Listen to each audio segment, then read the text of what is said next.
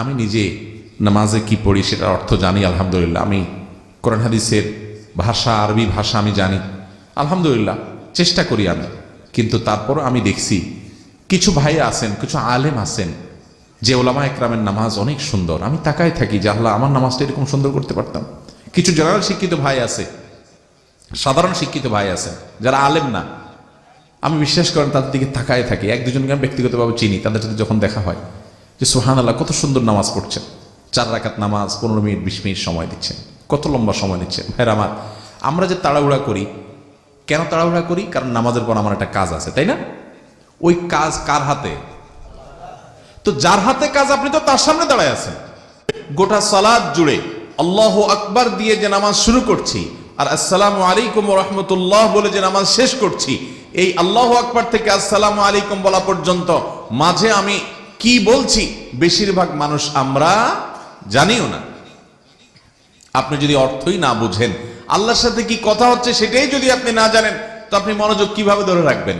আপনি তো শুধুমাত্র পাঠ করে যাচ্ছেন, কি বলছেন বুঝছেন না। অথচ আমাদের ন্যূনতম নামাজের মধ্যে যা পাঠ করি এটি আমাদের বোঝা উচিত। বিশেষ করে এটা যখন আপনি বুঝবেন, তখন আপনি দেখবেন হায়রে, দাঁড়িয়ে তো আল্লাহর সাথে আমি কথা বলছি, রুকুতে আল্লাহর সাথে আমি কথা বলছি, সেজদাতে আল্লাহর সাথে আমি কথা বলছি, সেজদা থেকে উঠে বসে আমি আল্লাহর সাথে কথা বলছি, আল্লাহকে অ্যাড্রেস করছি, আল্লাহকে ডেকে ডেকে কিছু একটা বলছি আমি। তখন তো আল্লাহর দিকে আমার মনোযোগ থাকতে হবে। আমি একজনের কাছে টাকা চাইলাম, একজন গরিব, একজন ভিখারি, একজন ভিক্ষুক যদি আপনার কাছে টাকা চায়, ভিক্ষা চায়, হাতটা পেতে দিয়ে আপনাকে বলল ভাই 10টা টাকা দেন আল্লাহর হস্তে আমাকে, সে আপনার কাছে ভিক্ষা চাওয়ার জন্য হাত পেতে মুখ দিয়ে ভিক্ষা চাচ্ছে, আর আরেক হাতে সে খুব মনোযোগের সাথে ফেসবুক টিপতেছে, মোবাইল টিপতেছে। তাহলে এই ভিক্ষুককে আপনি ভিক্ষা দিবেন না অবাক হবেন? কিরে বাবা, এই কেমন ভিক্ষুক, আমার কাছে ভিক্ষা চাচ্ছে অথচ সে খুব গুরুত্বের সাথে মনোযোগের সাথে ফেসবুক টিপতেছে, আরেকজনের দিকে তাকায় আছে, আরেকজনের সাথে হাসাহাসি করতেছে, এদিকে আমার কাছে টাকা চাচ্ছে। কেউ এই ভিক্ষুককে ভিক্ষা দিবে না।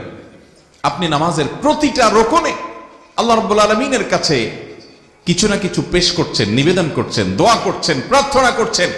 কারণ সালাত শব্দের অর্থই হলো দোয়া করা, প্রার্থনা করা। সালাত শব্দের অর্থ কি ভাই? দোয়া করা এবং প্রার্থনা করা। আমরা অনেকে জানি না, যেটাকে আমরা নামাজ বলছি কোরআন এবং হাদিসের ভাষায় সেটাকে কি বলা হয়? সালাত। এই সালাত শব্দের অর্থ কি? সালাতের এই নামাজে যে সালাত, এই সালাত শব্দের অর্থ অনেক আছে। এখানে সালাত শব্দের অর্থ দোয়া করা এবং প্রার্থনা করা। এই জন্য পুরো সালাতের মধ্যে দেখবেন শুরু থেকে শেষ পর্যন্ত আল্লাহর কাছে বিভিন্ন জায়গায় প্রার্থনা করা আছে। 2 সিজদা থেকে উঠে বসে আপনি আল্লাহর কাছে প্রার্থনা করছেন, দোয়া করছেন, আপনি আল্লাহর কাছে চাইছেন আর মনোযোগ আরেক জায়গায়, তাহলে আপনার অবস্থা তো ভিক্ষুকের মতো। অতএব সালাতের মধ্যে আমরা কি পড়ছি আসুন জানার চেষ্টা করি, তাহলে আমাদের মনোযোগ আসবে। নবী করিম সাল্লাল্লাহু আলাইহি সাল্লাম তিনি বলেছেন, কাসামতুস সালাতা বাইনি ওয়া বাইনা আবদি নিসফাইন। আমি সালাতের মধ্যে, নামাজের মধ্যে যে সূরা ফাতিহা পাঠ করে মানুষ, সেই সূরা ফাতিহাকে 2 ভাগে ভাগ করেছি। তার একটা ভাগ আমার বান্দা আমার কাছে নিবেদন করে, আর আরেক ভাগে আমি তার নিবেদনের জবাব দেই। অর্থাৎ আল্লাহর সাথে কথোপকথন হয় নামাজের মধ্যে।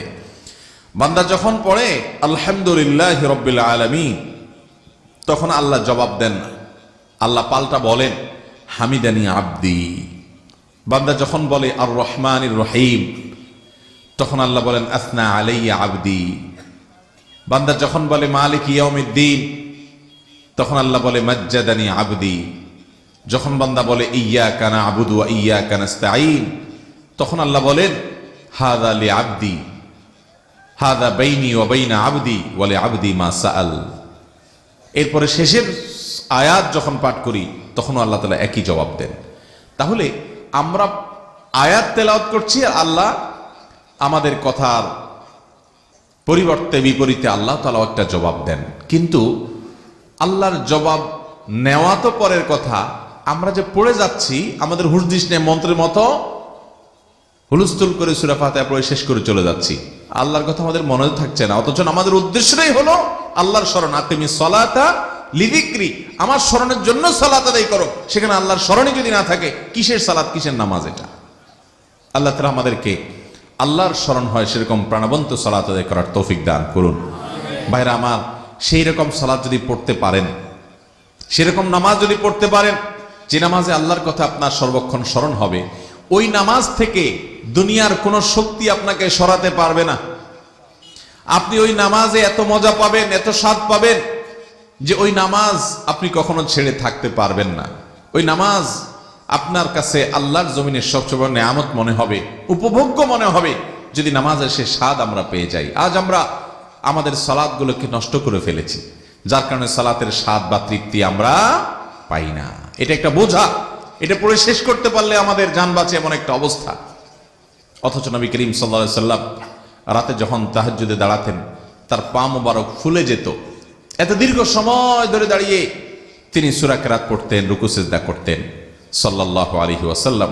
আল্লাহ তাআলা আমাদেরকে সেরকম প্রাণবন্ত এবং জীবন্ত এবং এরকম রুহানি সালাত আদায় করার তৌফিক দান করুন, যে সালাত নবী করিম সাল্লাল্লাহু আলাইহি ওয়াসাল্লাম ও সাহাবায়ে কেরাম আদায় করেছেন। মুহতারাম হাজরিন, সালাতের মধ্যে আমরা কি বলি দেখুন। আল্লাহর স্মরণ সালাতের মধ্যে প্রতিটা রোকনের শুরুতে শেষে আমরা আল্লাহর নামের জিকির, আল্লাহর নামের উল্লেখ করছি, আল্লাহর বর্ণনা করছি, আল্লাহর প্রশংসা করছি। শুরু হচ্ছে কি দিয়া? আল্লাহু আকবার, আল্লাহ। দেখেন শেষে বলছেন আসসালামু আলাইকুম ওয়া রাহমাতুল্লাহ, শেষেও আল্লাহ তাআলার উল্লেখ। রুকুতে, সিজদাতে, তাসবিহতে সব জায়গায় আল্লাহ তাআলার উল্লেখ, কারণ এটা আল্লাহর স্মরণের জন্যই নামাজ। ভাইরা আমার, এটি হলো পাওয়ার হাউসের সাথে কানেকশনের সবচেয়ে বড় মাধ্যম। আপনি বান্দা, আল্লাহ হলেন সৃষ্টিকর্তা, সৃষ্টিকর্তার সাথে সৃষ্টির কানেক্টেড হওয়ার জন্য এই সকল শক্তির একমাত্র উৎস স্বয়ং আল্লাহ রাব্বুল আলামিন, আসমান জমিনের মালিক, আরশ আজিমের মালিক, তার সাথে আপনি সংযুক্ত হওয়ার জন্য এই নামাজ হলো মাধ্যম। এই জন্য পুরো নামাজ জুড়ে যদি আপনি মনোযোগ সবচেয়ে বেশি ধরে রাখতে পারেন, তাহলে আল্লাহর সাথে কানেকশনটা অত বেশি হবে, আপনার দোয়াগুলো তত কবুল হবে। আজকাল মোবাইল ব্যবহার করতে করতে আমরা মোবাইলের সিম এবং নেটওয়ার্ক কানেকশন এগুলো খুব ভালো বুঝি। আপনি দেখবেন যেই মোবাইলের সিমে সেটে আপনার কানেকশন পরিপূর্ণ আছে, 4 দাগের সবগুলো দাগ আছে, একেবারে পরিপূর্ণ নেটওয়ার্কের সাথে কানেক্টেড আছে, ওই মোবাইলে কথা বলে আপনি শান্তি পাবেন, একেবারে টনটনা কথা হবে, ঠিক না ঠিক? কিন্তু যেটাতে দেখবেন যে 2 দাগ আছে, হঠাৎ করে আবার সেখান থেকে 1 দাগে নেমে যায়, আবার হঠাৎ নাইও হয়ে যায়, তো ওই অবস্থা থাকলে এই নেটওয়ার্কে কথা বলে আপনি শান্তি পাবেন না, আপনার কাজ হবে না। যাকে যেটা বলতে চাচ্ছেন ফোনে হ্যালো হ্যালো বলবে, কিচ্ছু শুনি না বুঝি না বলবে, কাজের কাজ কিচ্ছু হবে না। ঠিক একইভাবে ভাই, নামাজের মাধ্যমে আমরা আমাদের রবের সাথে কানেক্টেড হওয়ার চেষ্টা করি, সংযুক্ত হওয়ার চেষ্টা করি। যে পুরো নামাজের মধ্যে যত বেশি আল্লাহর স্মরণ করতে পারে তত বেশি আল্লাহর সাথে তার কানেকশন হয়, এবং কানেকশন হওয়ার পরে সে আল্লাহকে যা বলে পটাপট করে সেগুলো কবুল হয়। কারণ পুরো নামাজ জুড়ে কিন্তু আমরা আল্লাহর কাছে দোয়া করি, আমরা অনেকে টেরও পাই না, জানিও না। আমাদের অনেকের হুঁশও নাই যে গোটা নামাজ জুড়ে আল্লাহর কাছে বহু জিনিস আমরা 5 বার দিনে নিবেদন করি, এবং সেই নিবেদন করা জিনিসগুলো আল্লাহর কাছে মঞ্জুর হওয়ার জন্য আল্লাহ তাআলা সবকিছু শুনতে পান, তিনি সামিয়া। আমরা মনে মনে বললেও তিনি শুনতে পান, জল্পনা কল্পনা করলেও তিনি জেনে যান। কিন্তু আমাদের কাঙ্ক্ষিত প্রার্থনাগুলোকে, দোয়াগুলোকে, চাওয়াগুলোকে মঞ্জুর করার জন্য যেই পরিমাণ মনোযোগ দরকার, সালাতের মধ্যে যে যত বেশি মনোযোগ দিবে তত বেশি আল্লাহ তাআলার সাথে সে কানেক্টেড হয়ে যাবে, নেটওয়ার্কের সাথে সে যুক্ত হয়ে যাবে, এরপরে তার দোয়াগুলো কবুল হওয়ার সম্ভাবনা অনেক বেশি থাকবে। এজন্য সালাতের মধ্যে কি পড়ি সেটা বুঝতে হবে, বুঝলে আমাদের মনোযোগ আনতে সুবিধা হবে। মনোযোগ আনার জন্য আরো অনেকগুলো কাজ করতে হবে, এটা একটা কাজ। তাহলে নামাজের শুরুতে আমরা বলি আল্লাহু আকবার, এটার অর্থ কি? আল্লাহু আকবারের অর্থ কি ভাই? আল্লাহ বড় না আল্লাহ সবচেয়ে বড়? আকবার শব্দের অর্থ কিন্তু শুধু বড় না, আকবার মানে কি? সবচেয়ে বড়, যে এর চেয়ে বড় আর হতে পারে না। আল্লাহ সবচেয়ে মহান, সবচেয়ে বড়। আমি হাত তুলে আল্লাহু আকবার বলে যখন সালাত শুরু করছি, তার মানে আমি মুখে ঘোষণা দিচ্ছি আমার ব্যবসা বাণিজ্য, আমার ক্ষেত খামার, আমার ফেসবুকিং, আমার ইউটিউবিং, আমার সোশ্যাল নেটওয়ার্কিং, আমার যত কাজ আছে, আমার যত পেরেশানি আছে, আমার যত যা আছে, এই সব কিছু তুচ্ছ এবং ছোট আমার কাছে সব কিছুর চাইতে বড় ইস্যু এখন এবং সর্বাবস্থায় আমার রব আল্লাহ তাআলা, তিনি ছাড়া আর কেউ আমার মনোযোগ পেতে পারে না, তিনিই সবচেয়ে বড়, সবচেয়ে মহান। অতএব আমার পূর্ণ মনোযোগ, আমার পূর্ণ ধীরস্থিরতা, আমার পূর্ণ আন্তরিকতা, পূর্ণ ভক্তি, ভালোবাসা, সবকিছু সবচেয়ে বড় যিনি, তিনি পাবেন। কারণ এর চাইতে বড় তো আর কেউ নাই যে আমি তাকে মনোযোগ দেব। আল্লাহ তাআলা যদি সবচেয়ে বড় হয়, তাহলে মনোযোগটাও সবচেয়ে বেশি তার হওয়া উচিত, তার জন্য মনোযোগ হওয়া উচিত না? এই জন্য আমরা শুরুতে ঘোষণা দিচ্ছি আল্লাহু আকবার, আল্লাহ সবচেয়ে বড়। তাহলে অন্য কোনো কিছু মনে আনবো না। অর্থের দিকে যদি খেয়াল করেন, তাহলে নিজের সঙ্গে নিজে সংগ্রাম করতে সুবিধা হবে। নফসকে, প্রবৃত্তিকে বলতে পারবেন, তুমি না মুখে ঘোষণা দিছো আল্লাহু আকবার, আল্লাহ সবচেয়ে বড়, তাহলে তুমি কিভাবে এখন এই মুহূর্তে নামাজের মধ্যে দোকানের কথা চিন্তা করছো? তুমি কিভাবে এখন ওই অমুকের কথা চিন্তা করছো, তমুকের কথা চিন্তা করছো? আরে ভাই, নামাজের ভিতরে যে বিষয়গুলো নিয়ে তুমি পেরেশান হচ্ছ, যেটা নিয়ে তুমি টেনশন করছো, তোমার কোনো পেরেশানি আছে এটা নিয়ে চিন্তা করছো, এগুলো সবগুলা যে রবের হাতে, তুমি তো তার সাথে সংযুক্ত হচ্ছ। অতএব ওই সমস্ত চিন্তা না করে রবের সাথে নেটওয়ার্কটা মজবুত করো, পূর্ণ মনোযোগ দাও, তোমার সমস্ত সমস্যার সমাধান রব করে দিবেন ইনশাআল্লাহ। ভাইরা আমার, এই জন্য বুঝতে হবে আমি কি বলতেছি। আল্লাহু আকবার মানে আল্লাহ সবচেয়ে। এরপরে আমি হাত বেঁধে সর্বপ্রথম কাজ করি দোয়া ইস্তেফতাহ, নামাজ শুরুর দোয়া। আবু দাউদ এবং তিরমিজি বর্ণিত হাদিসে যে দোয়াটি আছে সেটি আমাদের সমাজে, আমাদের দেশে বেশিরভাগ মানুষ আমরা পড়ি, সুবহানাকাল্লাহুম্মা ওয়া বিহামদিকা ওয়া তাবারাকা ইসমুকা ওয়া তাআলা জাদ্দুকা ওয়া লা ইলাহা গায়রুক।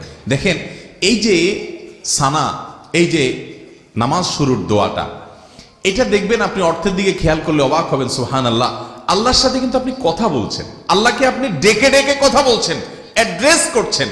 তো আপনি কাউকে অ্যাড্রেস করছেন আর মনোযোগ তার দিকে নাই, এটা তো অভদ্রতা, এটা তো অসৌজন্যতা, এটা তো বেয়াদবি, এটা তো অসম্মান করার মতো হয়। আপনি যখন এটার অর্থের দিকে খেয়াল করবেন, তখন আপনার নফস অন্যদিকে যেতে পারবে না। নফসকে আপনি বলতে পারেন, তুমি না আল্লাহর সাথে কথা বলছো, সাথে নফসকে আপনি কান ধরে আবার ফেরত আনতে পারবেন। সুবহানাকাল্লাহুম্মা, এর অর্থ হলো হে আমার আল্লাহ, হে আল্লাহ, আমি আপনার পবিত্রতা বর্ণনা করছি।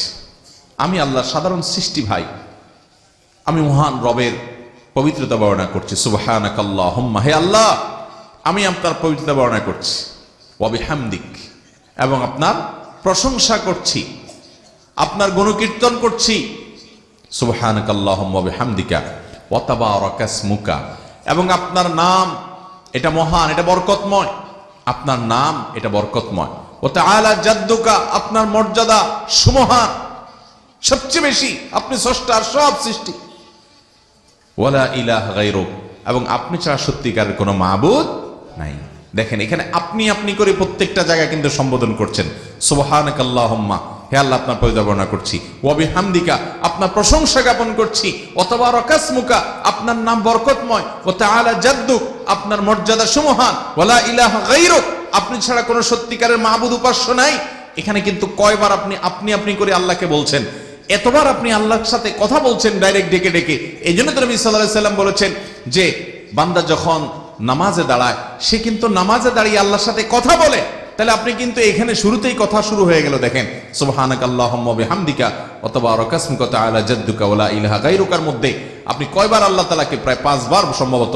সুবহানাকাল্লাহুম্মা একবার, ওয়া বিহামদিকা দ্বিতীয়বার, ওয়া তাবারাকা ইসমুকা তৃতীয়বার, ওয়া তাআলা জাদ্দুকা চতুর্থবার, ওয়া লা ইলাহা গায়রুক 5 বার আল্লাহকে আপনি আপনি আপনি বলে সম্বোধন করছেন।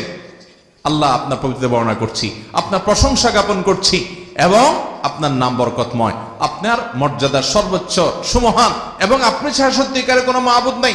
5 বার আপনি আপনি করে আল্লাহর সাথে আপনি আল্লাহকে ডেকে ডেকে কথা বলছেন, অথচ আপনার মনোযোগ আরেক দিকে কিভাবে যেতে পারে? আল্লাহ তাআলা আমাদেরকে মনোযোগের সাথে নামাজ পড়ার তৌফিক দান করুন। এরপরে আসেন দোয়া ইস্তেফতার জায়গায় আরো দোয়া আছে। আরেকটা দোয়া আছে যেটি বুখারীতে বর্ণিত হয়েছে। নবী করিম সাল্লাল্লাহু আলাইহি সাল্লাম হাত বাঁধার পর, আল্লাহু আকবার হাত বাঁধার পর, এরপর তিনি এই দোয়াটাও পড়তেন, আল্লাহুম্মা বাঈদ বাইনি ওয়া বাইনা খাতায়ায়া কামা বা'আদতা বাইনাল মাশরিকি ওয়াল মাগরিব। আল্লাহ, পৃথিবীর পূর্ব এবং পশ্চিমের মধ্যে যে পরিমাণ দূরত্ব আপনি রেখেছেন, আমার অপরাধ, আমার পাপ, আমার গুনাহগুলোর সঙ্গে আমার এরকম দূরত্ব করে দেন, অর্থাৎ সেগুলো মাফ করে দেন আপনি। এবং আল্লাহুম্মা নাক্কিনি মিনাল খাতায়া কামা ইউনাক্কা সাওবুল আবিয়াদু মিনাদ দানাস। আল্লাহ, নোংরা কাপড় যেরকম পরিচ্ছন্ন করে ফেলে মানুষ, ধুয়ে পরিষ্কার করে ধবধবে পরিষ্কার করে ফেলে, আমার ভুল ত্রুটিগুলোকে আপনি সেরকম পরিষ্কার করে দেন। এবং আল্লাহুম্মা আগসিল খাতায়ায়া, আল্লাহুম্মা আগসিল খাতায়ায়া কামা বিল মাই ওয়াস সালজি ওয়াল বারাদ। আল্লাহ, আমার ভুল ত্রুটিগুলোকে আপনি পানি, বরফ এগুলো দিয়ে ধুয়ে পরিষ্কার করে দিন, অর্থাৎ গুনাহগুলো মাফ করে দিন। আবার কোন কোন বর্ণনায় আসছে ইন্নী ওয়াজ্জাহতু ওয়াজহিয়া লিল্লাযী ফাতারাস সামাওয়াতি ওয়াল আরদা হানিফা ওয়া মা আনা মিনাল মুশরিকিন।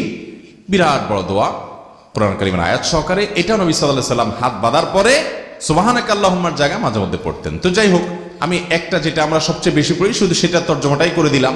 তাহলে আমরা জানলাম যে সুবহানাকা আল্লাহুম্মার মধ্যে কি বলছি। এখানে আল্লাহর প্রশংসা করছি, আল্লাহর পবিত্রতা বর্ণনা করছি, আল্লাহর বরত্ব বর্ণনা করছি, আল্লাহর একত্ববাদের স্বীকৃতি দিচ্ছি। অনেকগুলো বিষয় এখানে চলে আসছে। এরপর আমরা আউযু বিল্লাহি মিনাশ শাইতানির রাজিম পড়ি। কেন আউযু বিল্লাহ পড়ি জানেন? কোরআন পাঠ করব আমরা, সূরা ফাতিহা পড়বো না এখন নামাজে? যেহেতু সুবহানাকাল্লাহ পড়লাম, এখন কি পড়বো? আলহামদু সূরা পড়বো না? এই জন্য কোরআন তেলাওয়াতের শুরুতে আউযু বিল্লাহ পাঠ করতে হয়। আচ্ছা, আউযু বিল্লাহ কেন পাঠ করতে হয় কোরআন তেলাওয়াতের শুরুতে?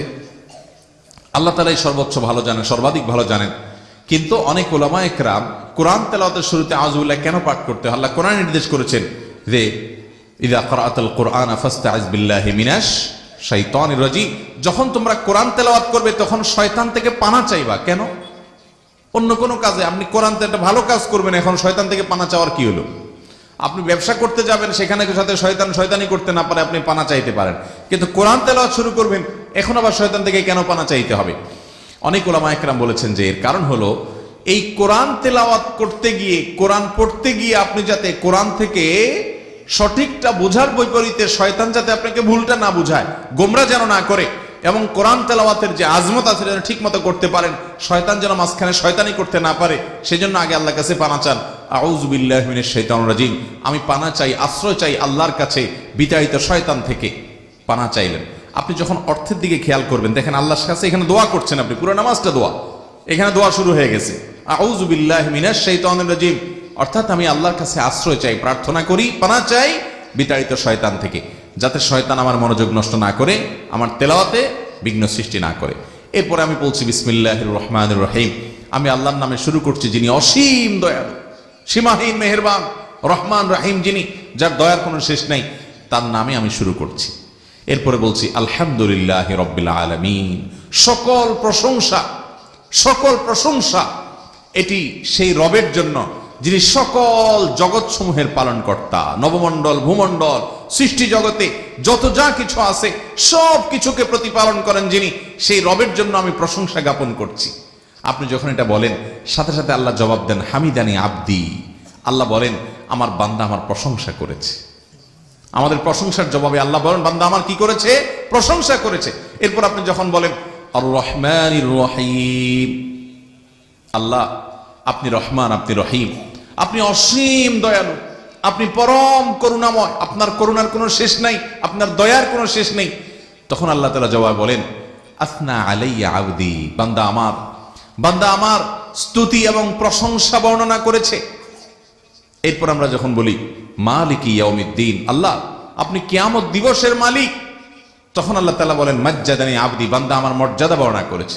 অনেক উলামা ইকরাম বলেছেন, অনেক স্কলারগণ, মুহাদ্দিসিন ইকরাম বলেছেন মাজ্জাদানি আবদি, এটা যখন আমরা বলি তখন মূলত দুইটা অর্থ হয়। এক হলো আল্লাহ তাআলা নিজেই তো আয়াত নাযিল করেছেন, মালিক ইয়াউমিদ্দিন, আল্লাহ সম্পর্কে আল্লাহ পরিচয় দিয়েছেন তিনি হলেন কিয়ামত দিবনের বিচার দিবসের মালিক।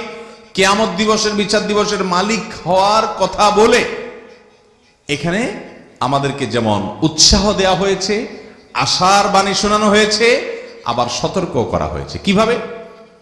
একজন পাপিষ্ঠ ব্যক্তি, তার জন্য সতর্কবার্তা, তুমি কার অবাধ্য হচ্ছ, কার নাফরমানি করছো, দুনিয়ার এই খেলা শেষ হবে, এই আয়োজন শেষ হবে, চোখ দুটো বন্ধ হয়ে যাবে, শরীরটা নিস্তেজ হয়ে ঠান্ডা হয়ে যাবে, তোমাকে যেতে হবে কবরে, সেখান থেকে সৃষ্টি করে আল্লাহর সামনে তোমাকে দাঁড় করানো হবে, পুনরায় তোমাকে তৈরি করে আল্লাহর সামনে দাঁড় করানো হবে, তোমার পুরো জীবনের হিসাব নেওয়া হবে। তুমি কার অবাধ্য হচ্ছ জানো? তিনি কে? মালিকি ইয়াউমিদ্দিন, কিয়ামতের দিনের মালিক, অধিপতি তিনি, তার অবাধ্য হচ্ছ। এটা পাপিষ্ঠদের জন্য সতর্ক বার্তা। আর যারা আল্লাহ আমলদার, ইমানদার বান্দা, আল্লাহর ভয় যারা অন্তরে লালন করে, তাদের জন্য এখানে সান্ত্বনার বার্তা। তাদের জন্য ব্যাপারটা এরকম যে তুমি এত কষ্ট করছো, নামাজ পড়তে গিয়ে তোমার অনেক লস করতে হচ্ছে, সময় তুমি দিচ্ছ, মনোযোগ তুমি দিচ্ছ, অনেক হারাম থেকে বেঁচে থাকছো আল্লাহর ভয়ে, এত যে স্যাক্রিফাইস, এত যে ত্যাগ তুমি করছো, এগুলো বৃথা যাবে না। তুমি টেনশন করবে না, কারণ তুমি যার ইবাদত করছো তিনি তো মালিক ইয়াউমিদ্দিন, কিয়ামতের দিনের মালিক, অধিপতি, তার ইবাদত করছো। অতএব তিনি তোমাকে দেখবেন, তোমাকে রক্ষা করবেন, হেফাজত করবেন। এটা এক প্রকার সান্ত্বনা ঈমানদারদের জন্য। এরপরে আমরা যখন বলি ইয়্যাকা না'বুদু ওয়া ইয়্যাকা নাস্তাঈন, আল্লাহ শুধু আপনারই গোলামি করি, দাসত্ব এবং গোলামি শুধু কার করি? শুধু আল্লাহ। ওয়া ইয়্যাকা নাস্তাঈন, এবং আমার যত অলৌকিক প্রার্থনা আছে, সহযোগিতা চাওয়া আছে, আমি সাহায্য চাই শুধুমাত্র আপনার কাছেই। আমার ইবাদত শুধু আপনার জন্যই করি, গোলামি শুধু আপনারই করি, আর আমার প্রার্থনা শুধু আপনার কাছেই, অন্য কারোর কাছে আমার সাহায্য প্রার্থনা আমি করি না। এটা যখন বান্দা বলে তখন আল্লাহ রাব্বুল আলামিন জবাবে বলেন, আল্লাহর কথা আমরা শুনতে পাই না, কিন্তু হাদিসে কুদসিতে আল্লাহ তাআলা বলেছেন বান্দা যখনই এটা বলে আল্লাহ জবাব দেন। একসাথে লক্ষ লক্ষ কোটি কোটি মানুষ যদি বলে, কোটি কোটি মানুষকে আল্লাহ তাআলা রিপ্লাই দিতে পারেন। টেকনোলজির উন্নতির এই যুগে একসঙ্গে কত মানুষকে রিপ্লাই দিতে পারে মেশিন, সেখানে মেশিন যাদের মাথা থেকে বের হয়েছে, তাদের সৃষ্টিকর্তা রব্বে কারীমের জন্য এগুলো কোনোটাই অসম্ভব নয়।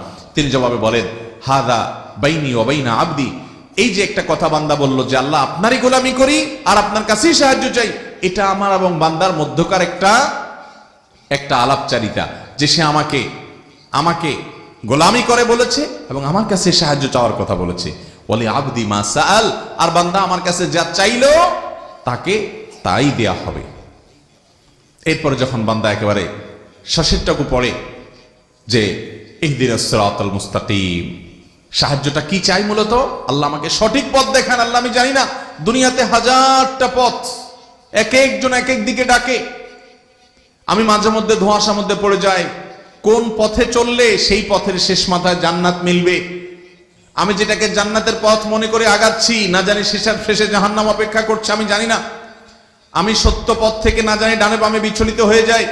সেজন্য ইহদিনাস সিরাতাল মুস্তাকিম, আল্লাহ আপনার প্রশংসা গুণকীর্তন করছি আমি, আপনি আমাকে সঠিক পথ, সিরাতে মুস্তাকিম, সরল পথটা আপনি আমাকে দেখিয়ে দেন। সিরাতাল্লাযীনা আন'আমতা আলাইহিম, সঠিক পথ কোনটা? সেই সকল ব্যক্তিবর্গের পথ যাদের প্রতি আপনি নেয়ামত দিয়েছেন, তাদের পথ। তারা কারা? অন্য আয়াতে আল্লাহ বলেছেন উলাইকাল্লাযীনা আন'আমাল্লাহু আলাইহিম মিনান নাবিয়্যিনা ওয়াস সিদ্দীকিনা ওয়াশ শুহাদাই ওয়াস সালিহিন ওয়া হাসুনা উলাইকা রাফিকা, যাদের প্রতি আল্লাহ নেয়ামত দিয়েছেন তারা নবীগণ, সত্যবাদী ঈমানদার বান্দাগণ, শহীদগণ, সৎ নেক কর্মশীল বান্দাগণ, সেসব মানুষদের পথে আমাকে পরিচালিত করিয়েন আল্লাহ। সূরা ফাতিহার মধ্যে আমরা দোয়া করি গায়রিল মাগদুবি আলাইহিম ওয়ালাদ-দাল্লিন, যাদের উপরে আপনার গজব নাজিল হয়েছে, ইহুদিরা, ওয়ালাদ-দাল্লিন, আর যারা পথভ্রষ্ট হয়ে গেছে, সঠিক পথ থেকে সরে গেছে, খ্রিস্টানরা। এই দুই গ্রুপের পথে যেন আমি না চলি আল্লাহ, আমি যেন নবীদের পথে থাকতে পারি, আপনার নেয়ামতপ্রাপ্ত বান্দাদের পথে থাকতে পারি। এভাবে সূরা ফাতিহাতে আমরা আল্লাহর কাছে দোয়া করি, এরপরে বলি আমিন, অর্থাৎ আল্লাহ আপনি আমার দোয়া কবুল করেন। তাহলে দাঁড়িয়ে আমরা আল্লাহকে সূরা ফাতিহার মধ্যে মূল বিষয় হলো আল্লাহর প্রশংসা গুণকীর্তন করার পর এর উপর আল্লাহর কাছে আমরা আসল জিনিসটা চাই, সেটা হলো হেদায়েত। হেদায়েত চাইতে গুরুত্বপূর্ণ কোনো জিনিস ইমানদারের জীবনে নাই। প্রতি রাকাতে হেদায়েতের প্রার্থনা করার শিক্ষা স্বয়ং আল্লাহ তাআলা দিয়েছেন। এরপর আসেন আমরা সূরা মিলাই। বিসমিল্লাহ তর্জমা তো জানলেন। সূরাতে এসে আমরা অনেক সূরা মিলাই, আমরা যার যেটা সুবিধা হয় আমরা মিলাইতে পারি। আমি শুধু দুইটা সূরার কথা বলি, সূরা কাফিরুন, সূরা ইখলাস। বিভিন্ন সালাতের মধ্যে আকারেও ছোট, আবার এই সূরাগুলো পড়ার ব্যাপারে উৎসাহিত দেওয়া করা হয়েছে বিভিন্ন জায়গায়। সূরা কাফিরুন আমরা কি বলি? কুল ইয়া আইয়ুহাল কাফিরুন, হে রাসূল আপনি বলে দিন, হে কাফিররা, লা আ'বুদু মা তা'বুদুন, তোমরা যাদের ইবাদত করো এই সমস্ত মূর্তির ইবাদত উপাসনা আমরা করি না। দেখেন এই সূরাটা খুব প্রিয় একটা সূরা ছিল নবী সাল্লাল্লাহু আলাইহি ওয়াসাল্লামের কাছে, সাহাবীদের কাছে, আল্লাহর নেককার বান্দাদের কাছে অনেক পছন্দের একটা সূরা ছিল। কারণ এখানে আল্লাহর একত্ববাদের ঘোষণা দেয়া হয়, শিরক থেকে মুক্ত থাকার ঘোষণা দেয়া হয়। ঈমানদার কখনো সে শিরকের ব্যাপারে আপোষ করতে পারে না। এই জন্য এই সূরার ভিতরে সেই শিক্ষা রয়েছে সূরা কাফিরুনের ভিতরে, কুল ইয়া আইয়ুহাল কাফিরুন, হে রাসূল বলে দিন, হে অবিশ্বাসীরা যারা আমার রবের প্রতি ঈমান রাখো না, আমার রবের প্রতি, আমাদের আল্লাহকে যারা বিশ্বাস করো না, একত্ববাদে যাদের বিশ্বাস নাই, তোমরা শুনে রাখো, লা আ'বুদু মা তা'বুদুন, তোমরা যে সমস্ত প্রতিমার মূর্তির, আল্লাহ ছাড়া গায়রুল্লাহর বিভিন্ন ব্যক্তি বস্তুর পূজা করো, এদের পূজা আমি করি না। লা আ'বুদু মা তা'বুদুন ওয়ালা আনতুম আবিদুনা মা আ'বুদ। আর আমি যে রবের একত্ববাদ এর স্বীকার করি, স্বীকৃতি দেই এবং এক আল্লাহর ইবাদত করি, তোমরা তার ইবাদত করো না। ওয়ালা আনা আবিদুনা ওয়ালা আনা আবিদুম মা আবাদতুম। আবারও একই কথা যে তোমরা যার ইবাদত করো আমি তার ইবাদত করব না। লাকুম দীনুকুম ওয়ালিয়া দীন, তোমাদের কর্মের ফল তোমরা পাবা আর আমার কর্মের ফল আমি পাবো। লাকুম দীনুকুম ওয়ালিয়া দীনের তরজমা অনেকে করে যে তোমাদের ধর্ম তোমাদেরটা ঠিক আছে, আমার ধর্ম আমারটাও ঠিক আছে।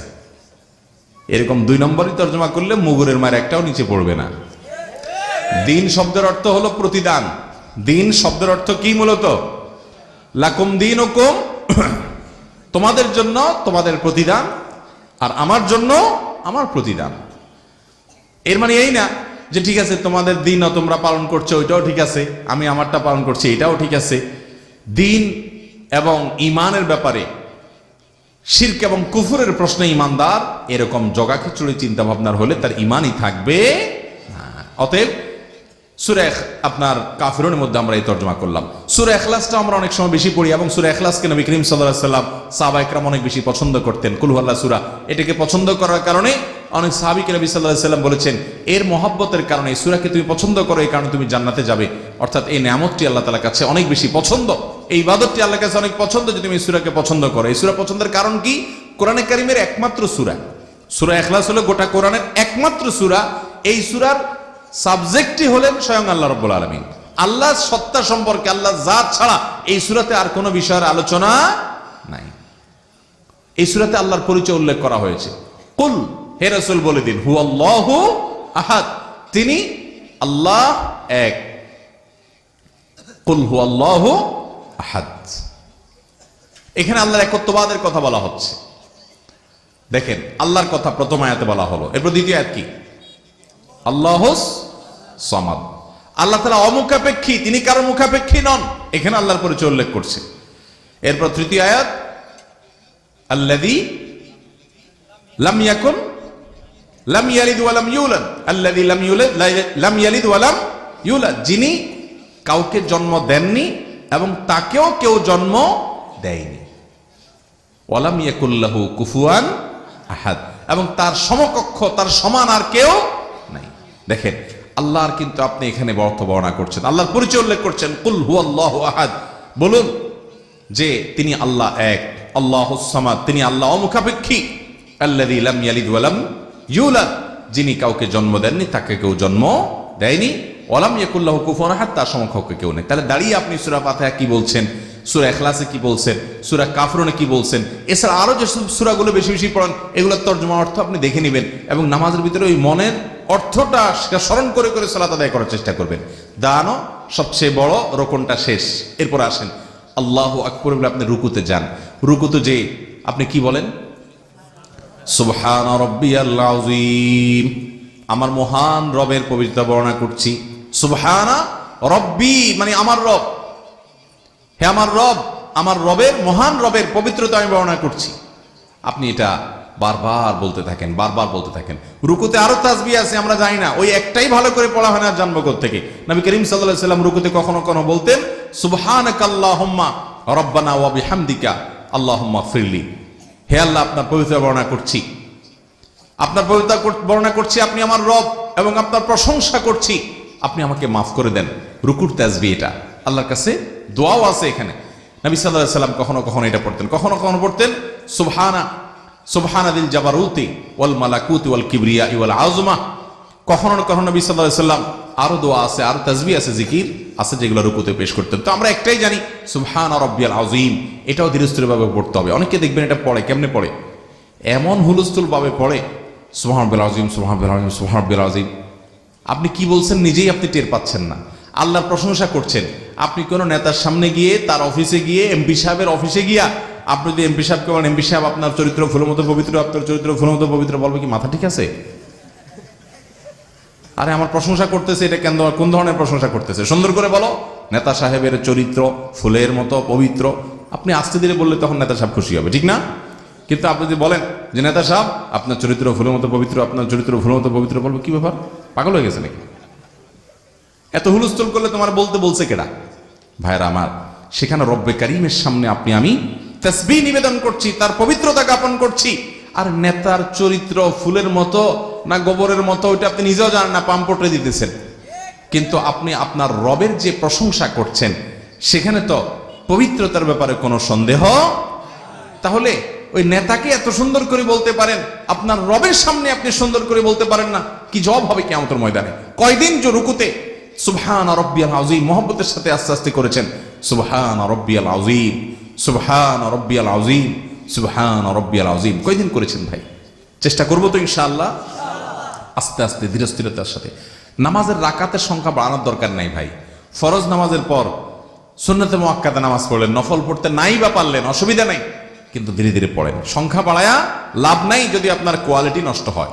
কোয়ালিটি ঠিক রাখেন, আল্লাহ তাআলার কাছে হুলস্থুল মার্কা নামাজের কোনো দাম হবে না। খুব ধীরে ধীরে পড়তে হবে।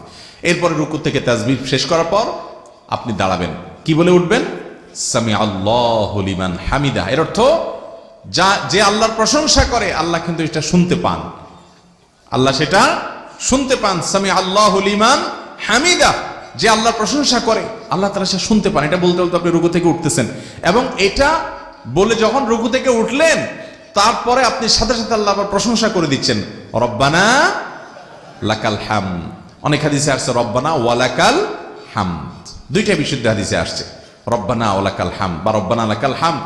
আমি উঠার সময় বলছি যে আল্লাহর প্রশংসা কেউ করলে আল্লাহ কিন্তু শুনতে পান। সাথে সাথে আমি আবার বলে দিলাম, হে আমার রব, আপনার প্রশংসা আমি জ্ঞাপন করছি। ওই যে আল্লাহ প্রশংসা শুনতে পান, এই জন্য আমি সাথে সাথে নিজে প্রশংসা করে দিলাম, আল্লাহ শুনলেন। এরপরে আরেকটা বাক্য আছে, আমরা বেশিরভাগ লোক যাই না। রব্বানা লাকাল হামদের পরে কি আছে বলেন তো? মাশাআল্লাহ মাশাআল্লাহ। কক্সবাজারের মানুষ তো অনেক জানেন মাশাআল্লাহ, দেখা যাচ্ছে বেশিরভাগ মানুষ আমাদের দেশে জানেন না। রব্বানা লাকাল হামদ হামদান কাসীরান তাইয়িবান মুবারাকান ফীহ। এক সাহাবী নামাজের পেছনে, নবী করিম সাল্লাল্লাহু আলাইহি ওয়াসাল্লাম পিছনে, উনি যখন সামি আল্লাহু লিমান হামিদা বলছেন, সবাই রব্বানা লাকাল হামদ বললেন, এক সাহাবী এটা বলে উঠছে, হামদান কাসীরান তাইয়িবান মুবারাকান ফীহ। নবী সাল্লাল্লাহু আলাইহি ওয়াসাল্লাম বললেন নামাজের পরে, কে এটা পড়ছো? এখন যিনি পড়ছে উনি আর ভয় কিছু যে আমি ভুল টুল করলাম নি কোনো। তখন নবী করিম সাল্লাল্লাহু আলাইহি ওয়াসাল্লাম বলেছেন যে ভয় ভয় উনি বললেন, ইয়া রাসূলুল্লাহ আমি বলছি কোনো সমস্যা? বললেন না না, সমস্যা তো না, বরং আল্লাহর ফেরেশতারা এই বাক্যটা বলার পর তারা কাড়াকাড়ি করছিল কে আল্লাহর কাছে এটা নিয়ে জমা দিবে।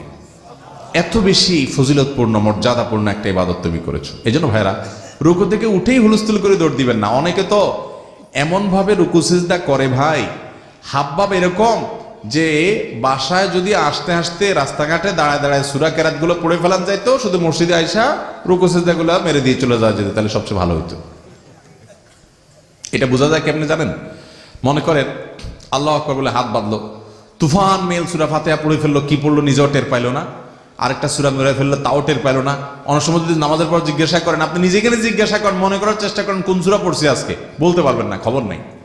চিন্তা করেন, এরপরে আপনি রুকুতে যাচ্ছেন, অনেকে দেখবেন সূরা এখনো শেষ হয় নাই, পড়তেছে ছোট একটা সূরা, তাও এখনো শেষ হয় নাই, ওই শেষের দিকে এক আয়াত পড়ে পড়তে পড়তে রুকুতে চলে যাচ্ছে, মানে বাকিটা পথে পথে পড়তেছে।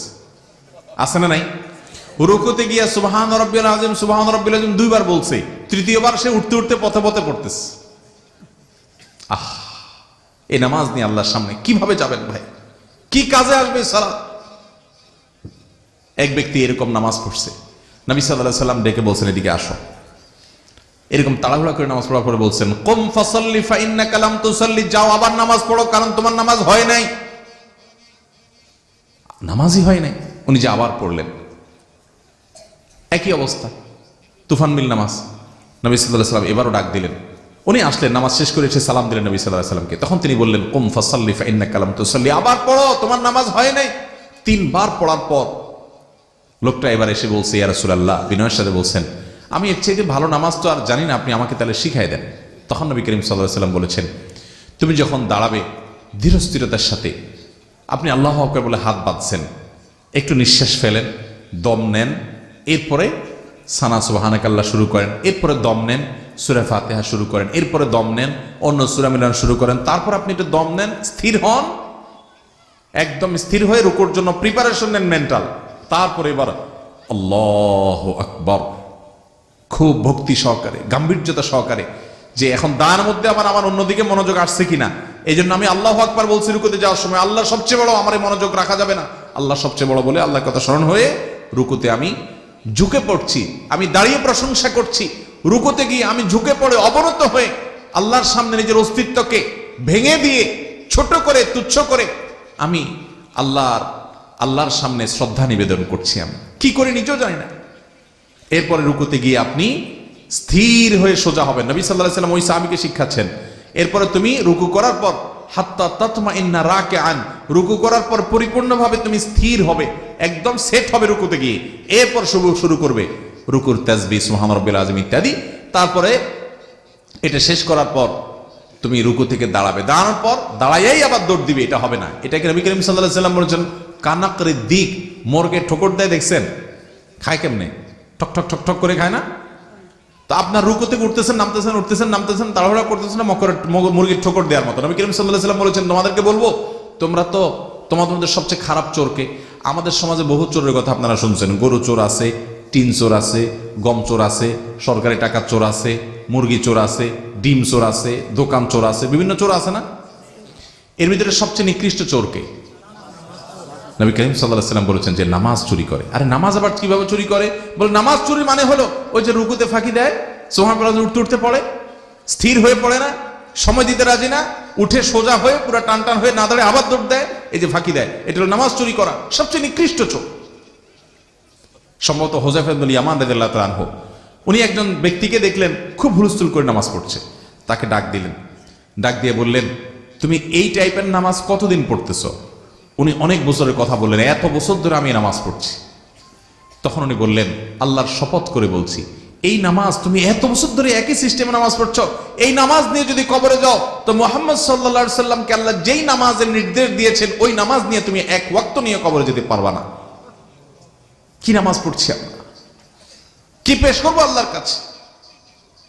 মসজিদে আমি প্রায় সময় তাকায় দেখি ডানে বামে, আমি একটু তাড়াহুড়া স্বভাবের মানুষ, আমার কথাবার্তা একটু তাড়াহুড়া করে বলি, কিন্তু তারপর আমি দেখি যে বেশিরভাগ মুসল্লিরা আমার আগে আগেই নামাজ শেষ। আমার তো স্বভাবটাই তাড়াহুড়া, তারপরও দেখি যে না, আমিও ফেল করে যাই, পারি না।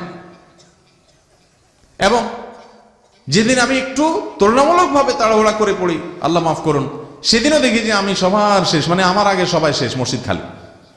ভাইরা আমার, এই নামাজ নিয়ে আল্লাহর সামনে দাঁড়ানো যাবে না। ওই সাহাবী কেরাম সাল্লাল্লাহু আলাইহি ওয়াসাল্লাম শিখিয়ে দিয়েছেন আস্তে আস্তে করতে হবে। অতএব রুকুতে যাবেন স্থির হয়ে আল্লাহু আকবার, গাম্ভীর্যতার সাথে বলবেন আল্লাহু, বলেন আল্লাহু আকবার, আল্লাহ সবচেয়ে বড়। আপনি রুকুতে যাচ্ছেন এটা বলতে বলতে মানে কি? মানে হলো আমার অন্য কোনো মনোযোগ, ওই যে শুরুতে আল্লাহু আকবার দিয়ে শুরু করছি, কোনো মনোযোগ নাই আমার, সব কিছু বাদ।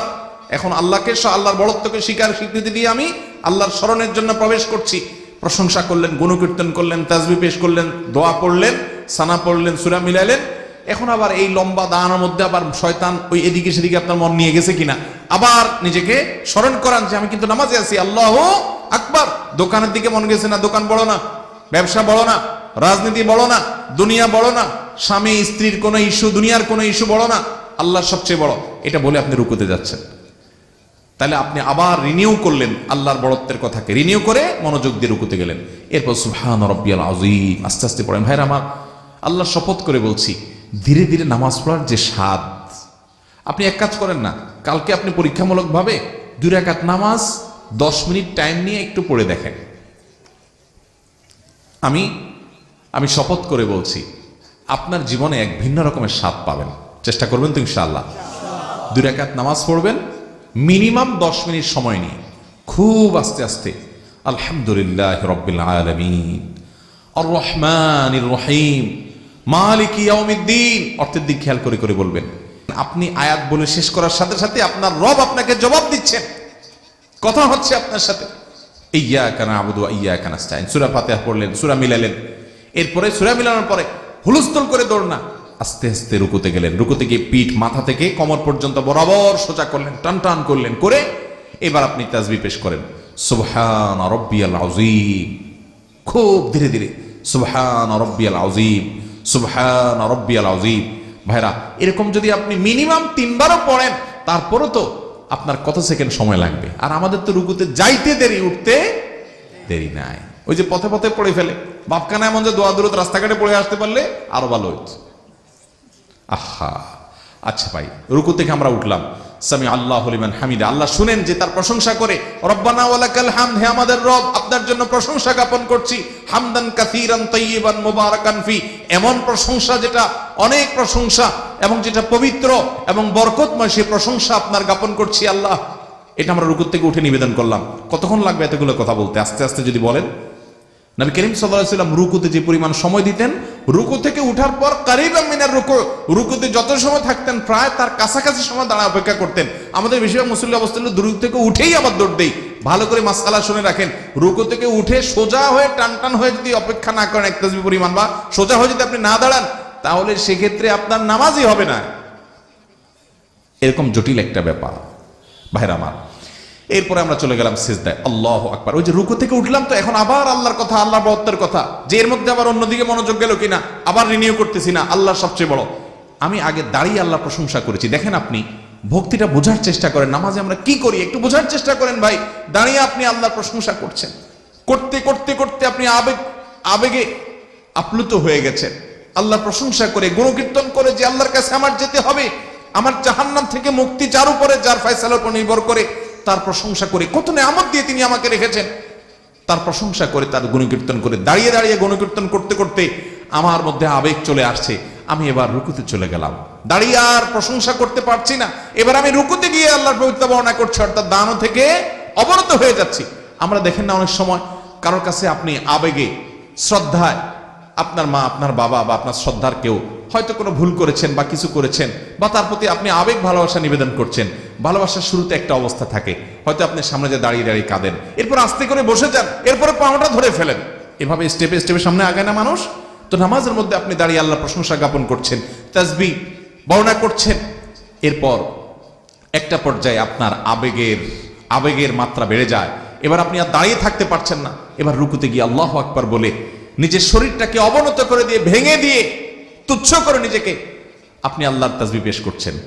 এরপরে আবেগ আরো বাড়লো, এবার দাঁড়িয়ে সোজা হয়ে এবার একেবারে পুরো মাটিতে লুটিয়ে পড়ে আপনি সিজদা নিবেদন করছেন, আল্লাহু আকবার বলে সিজদায় চলে যাচ্ছেন। সেখানে গিয়ে বলছেন, কি বলছেন? সুবহান রাব্বিয়াল আলা, আমার সবচেয়ে বড় মহান রব, তার পবিত্রতা বর্ণনা করছে। এখানে নবী সাল্লাল্লাহু আলাইহি ওয়াসাল্লাম আর কিছু দোয়া আছে, সুবহানাকাল্লাহুম্মা রাব্বানা ওয়া বিহামদিকা আল্লাহুম্মা ইগফিরলি, হে আমার রব আপনার পবিত্রতা বর্ণনা করছি, আপনার প্রশংসা জ্ঞাপন করছি, আপনি আমাকে মাফ করে দেন। সিজদায় নবী সাল্লাল্লাহু আলাইহি ওয়াসাল্লাম দোয়া করতেন। এবং আপনারা জানেন, সহিহ মুসলিমের হাদিসে আসছে, নবী করিম সাল্লাল্লাহু আলাইহি ওয়াসাল্লাম বলেছেন, বান্দা আল্লাহর সবচেয়ে কাছে যেতে পারে কখন জানেন?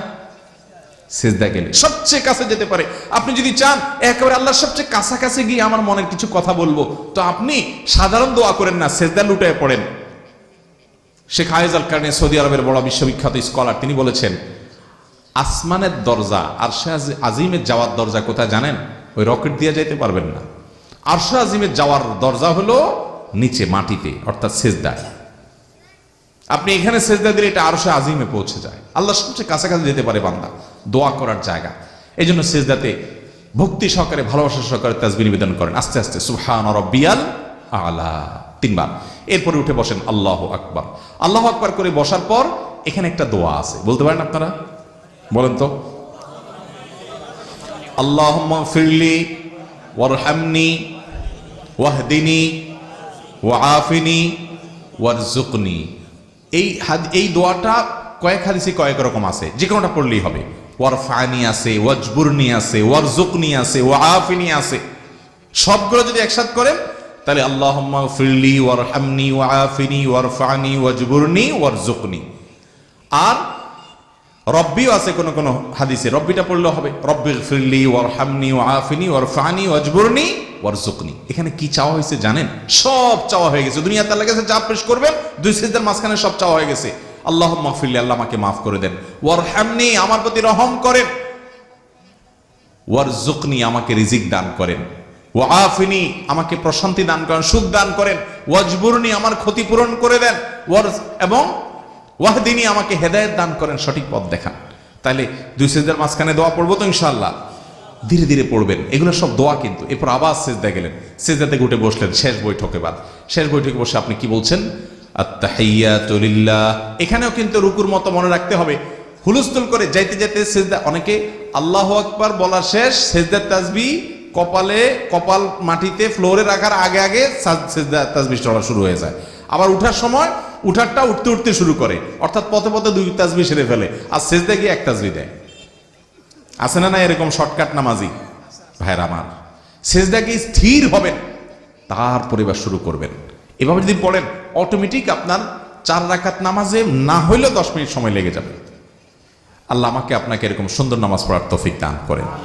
ভাইরা আমার, আমি আবারও বলছি, এই পদ্ধতিতে যেভাবে বলছি, আপনি ধীরে ধীরে নামাজ পড়ে 4 রাকাত নামাজ পড়ার পর আপনার নিজের ভিতরে একটা ফিলিংস হবে। দেখেন, খেয়াল করেন যে অনুভূতিটা হবে, এই অনুভূতিটা অবর্ণনীয় থাকবে।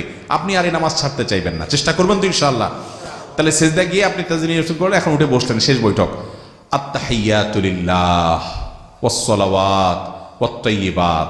সকল মৌখিক ইবাদত, সকল শারীরিক ইবাদত মুখ দিয়ে উচ্চারণ করে আল্লাহর যে ইবাদত করা যায়, শরীর দিয়ে হাত পাও দিয়ে যে আল্লাহর ইবাদত করা যায়, এবং ওয়াত তাইয়্যিবাত আর্থিক টাকা পয়সা খরচ করে যত ইবাদত করা যায়, এই সবগুলো কার জন্য?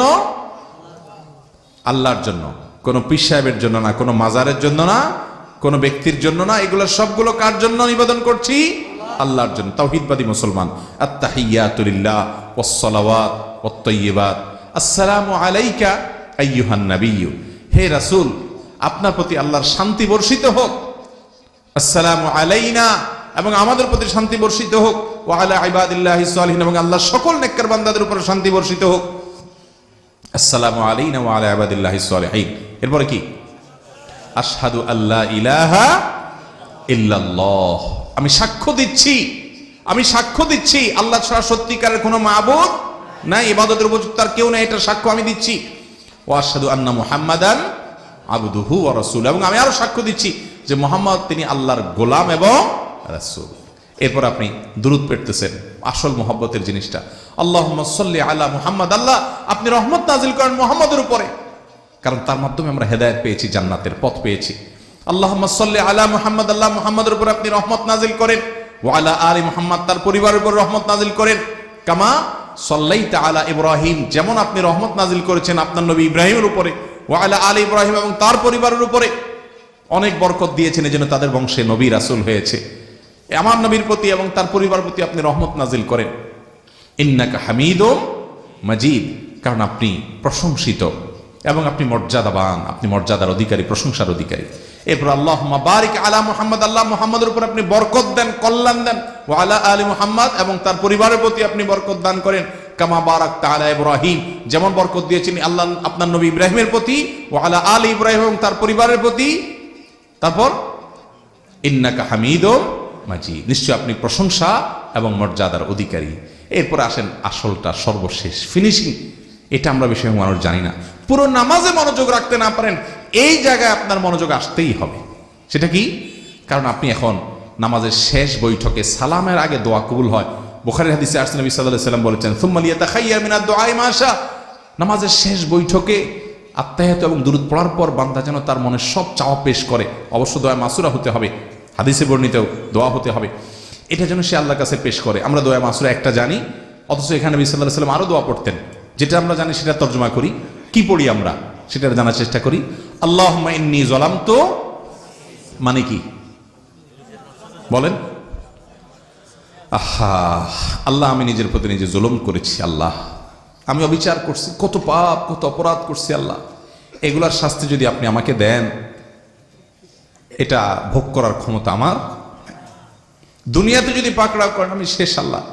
জাহান্নামের যে বিবরণ আপনার কোরআন থেকে জেনেছি, নবীর হাদিস থেকে জেনেছি, আল্লাহ সেখানে মরণও হবে না, মানুষ মরতে চাইলেও মরতে পারবে না, সে শুধু কষ্ট ভোগ করতে থাকবে জাহান্নামে। আল্লাহুম্মা ইন্নী যালামতু নাফসি, আল্লাহ আমি নিজের প্রতি নিজে অনেক অবিচার করছি। এই নামাজে পড়লাম আল্লাহ, এই নামাজের মধ্যে অনেক অবিচার করলাম, মনটা ধরে রাখতে পারি নাই, তাড়াহুড়া করছি, কত ত্রুটি করছি আল্লাহ। আল্লাহুম্মা ইন্নী যালামতু নাফসি, হে আল্লাহ আমি নিজের প্রতি নিজে জুলুম করেছি আল্লাহ। আল্লাহুম্মা ইন্নী যালামতু নাফসি, এরপরে কি? জুলমান কাসীরা, অল্প স্বল্প জুলুম না আল্লাহ, অনেক জুলুম। নিজের পায়ে নিজে কুড়াল মারছে, আল্লাহ অনেক মারছে। ভাইরে, এই কথাটা কিয়ামতের দিন বহুত বলবেন, আমরা বলবো, সেদিন বলে আর কোনো কাজ। এই জন্য আগে ভাগে একটু মনোযোগ দিয়ে বলেন, মন্ত্রের মতো পড়ে চলে যায় না। আল্লাহুম্মা ইন্নী যালামতু নাফসি যুলমান কাসীরা, সেদিন যখন জাহান্নাম দেখবেন, সেদিন যখন আযাব দেখবেন, সেদিন যখন সমস্ত পরিণতি দেখবেন, সেদিন চিৎকার করে বলবেন, আল্লাহ আমি অনেক অন্যায় করে ফেলেছি, আমি সরি। লাভ নাই সেদিন আর বলে। এই জন্য দুনিয়াতে বলে নেন, প্রতি নামাজে বিশেষ বৈঠকে এই জায়গায় এসে একটু থেমে যান। আল্লাহুম্মা ইন্নী যালামতু নাফসি যুলমান কাসীরা, আল্লাহ আমার নিজের প্রতি নিজে আমি অনেক অবিচার করেছি, এত অবিচার, এটার যদি শাস্তি আপনি দেন কি অবস্থা হবে সেটা মনে রেখে আমরা পড়বো আল্লাহুম্মা ইন্নী যালামতু নাফসি যুলমান কাসীরা। দেখেন এখানে আল্লাহর সাথে কথা বলতেছেন, কিন্তু পুরো নামাজ জুড়ে আমি বললাম না আল্লাহর সাথে কথা। আল্লাহুম্মা মানে কি? হে আল্লাহ। আল্লাহুম্মা মানে কি? হে আল্লাহ। এখানে কিন্তু আল্লাহকে ডাকতেছেন, আপনি আল্লাহকে অ্যাড্রেস করছেন, আল্লাহকে সম্বোধন করছেন, আর আপনার মনোযোগ দিয়ে অন্য দিক থাকে, তাহলে কত বড় অভদ্রতা হয় এটা।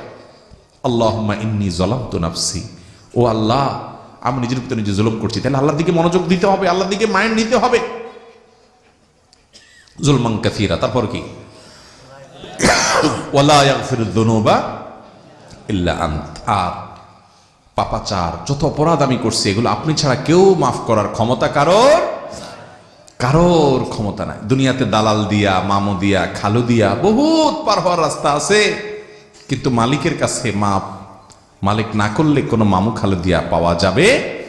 ওয়ালা ইয়াগফিরুয যুনুবা ইল্লা আনত, আল্লাহ আমার অনেক পাপ অপরাধ আমি করেছি, এই নামাজটা পড়তে গিয়ে কত ভুল ভাল করে বসে আছি, কত অবিচার করছি, আপনার প্রতি অশ্রদ্ধা হয়, সেরকম অন্য মনস্ক হয়ে নামাজ পড়েছি আল্লাহ, এটা আল্লাহ আপনার প্রতি অশ্রদ্ধা হয়। আপনার সাথে কথা বলছি, মনোযোগ আমার অন্যদিকে, কত জুলুম আমি করেছি, পুরো নামাজ জুড়ে কত কিছু হয়েছে। ওয়ালা ইয়াগফিরুয যুনুবা ইল্লা আনতা, আমার এই পাপাচারগুলো আপনি ছাড়া কেউ মাফ করতে পারেন না। ফাগফিরলি, অতএব এবার আসল কথা এবার, অতএব ফাগফিরলি, আল্লাহ আমাকে মাফ করে দেন। মাগফিরাতাম মিন ইনদিক, আপনার নিজে থেকে আপনি মাফ করে দেন। ফাগফিরলি মাগফিরাতাম মিন ইনদিক ওয়ারহামনি, এবং আমার প্রতি আপনি রহম করেন, একটু মায়া করেন আল্লাহ। ইন্নাকা আনতাল গফুরুর রহিম, কারণ আপনি ক্ষমাশীল, আপনি বলেছেন, আপনি দয়ালু, আপনি বলেছেন, অতএব আপনি আমাকে মাফ করে দেন, আমার প্রতি দয়া করেন। এই জায়গায় নবী করিম সাল্লাল্লাহু আলাইহি ওয়াসাল্লাম আরেকটা দোয়া পড়তেন, আল্লাহুম্মা ইন্নী আউযু বিকা মিন আযাবিন নার, আল্লাহ আমি আপনার কাছে জাহান্নামের আযাব থেকে পানাহ চাই, ওয়া আযাবিল কবর, কবরের আযাব থেকে পানাহ চাই, ওয়া আউযু বিকা মিন ফিতনাতিল মাহইয়া ওয়াল মামাত, জীবন এবং মরণের যত ফিতনা আছে, বিভ্রান্তি আছে, ধোঁয়াশা আছে, ঈমান নষ্ট হয়, মানুষ বিপথে চলে যায়, সেগুলো থেকে আমি পানাহ চাই। ওয়া আউযু বিকা মিন ফিতনাতি মাসিহিল দাজ্জাল, এবং দাজ্জালের ফিতনা যখন আসবে, যদি আমি বেঁচে থাকি, সেটা থেকে যেন আমি পানাহ পাই। সেই ফিতনা দেখে অনেকে বেঈমান হয়ে যাবে, তাকে আল্লাহ মনে করে ঈমান হারা হয়ে যাবে, ধোঁয়াশা পড়ে যাবে, আমাকে আপনি সে সময় হেফাজত করেন। এই দোয়া শেষ করলেন, এরপর আপনি সালাম দিচ্ছেন, আসসালামু আলাইকুম ওয়া রাহমাতুল্লাহ, তোমাদের প্রতি আল্লাহর রহমত এবং সালাম বর্ষিত হোক, আসসালামু আলাইকুম ওয়া রাহমাতুল্লাহ আপনি বললেন। পরিপূর্ণভাবে কাঁধের দিকে ফিরে, একদম পুরো ঘাড় ফিরিয়ে, তারপর আসসালামু আলাইকুম ওয়া রাহমাতুল্লাহ, আবার ঘাড়ে ফিরিয়ে আসসালামু আলাইকুম ওয়া রাহমাতুল্লাহ বললেন। নামাজ শেষ। নামাজ শেষ করার পর নবী করিম সাল্লাল্লাহু আলাইহি ওয়াসাল্লাম 3 বার ইস্তেগফার পড়তেন। কি পড়তেন?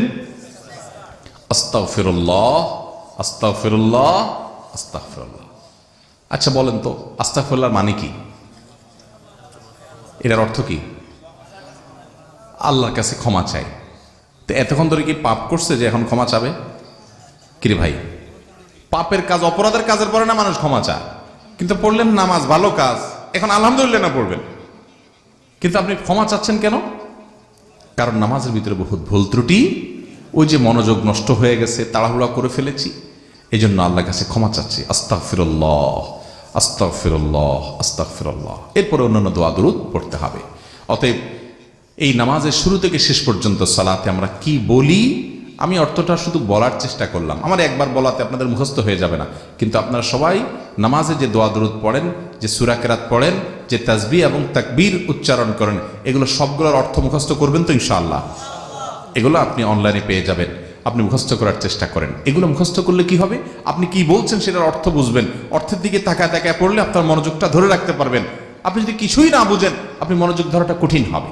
যদিও নামাজে মনোযোগ ধরে রাখার জন্য আরো অনেকগুলো ডিউটি আছে, একটা ডিউটি শুধু আজকে বললাম, আবার কোনো মাহফিলে ইনশাআল্লাহ অন্য আরেকটা ডিউটি কথা বলবো। রব্বে কারীমের কাছে, আরশে আজিমের মালিকের কাছে নিবেদন করি, আল্লাহ আমরা গুনাহগার বান্দা, তুমি আমাদেরকে সেরকম নামাজ পড়ার তৌফিক দাও যে নামাজ তোমার রাসূল পড়েছেন, তোমার সাহাবীরা পড়েছেন, তোমার প্রিয় বান্দারা পড়েছেন। আল্লাহ সেই নামাজটা পড়ার তৌফিক আমরা চাই। আল্লাহ যেন আমাদের সেরকম সালাত আদায় করার তৌফিক দান করেন, যে সালাতে আমাদের জীবন যাবে, মনোযোগ যাবে না, যে সালাতের সাথে আমরা তাড়াহুড়া করবো না। ভাই, সব জায়গায় তাড়াহুড়া চলে না। প্রধানমন্ত্রীর সাথে সাক্ষাৎ করতে গিয়ে, প্রেসিডেন্টের সাথে সাক্ষাৎ করতে গিয়ে যদি হুলস্থুল করেন, অসৌজন্যমূলক কোনো আচরণ করেন, তাহলে আপনার খবর থাকতে পারে, বিপদ হতে পারে। আরশে আজিমের মালিকের সাথে দৈনিক 5 বার সালাতে গিয়ে হক নষ্ট করছি।